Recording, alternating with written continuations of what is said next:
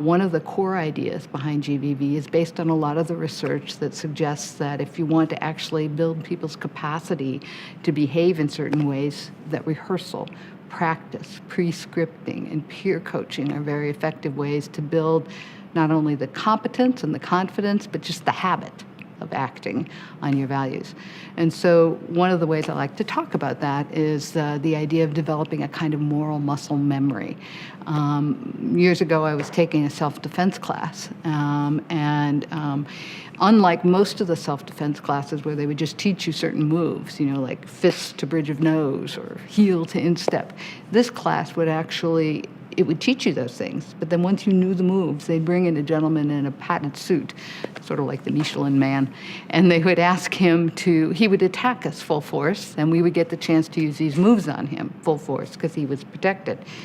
And they explained to us that this was based on some research from the field of kinesthetics, or it's called specific state muscle memory. And the idea is that if you rehearse something in the same physiological and psychological and emotional state that you'll be in when you need to use it, that even if you freeze in the moment, your body will remember. You'll automatically act because even though intellectually you may be frozen.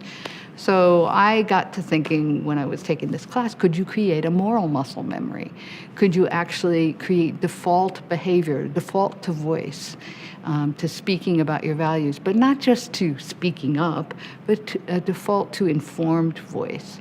Because one of the things I learned from the conversations I had with people in business, across industries in different parts of the world at different levels in their organizations, is that most of the people who did this effectively, it wasn't a matter of whistleblowing or shaking their fist and telling someone off. It's much more strategic, much more nuanced, much more tactical. And so the idea was, can we actually anticipate and rehearse the kinds of responses that may be effective to the typical objectives that you might encounter for acting ethically?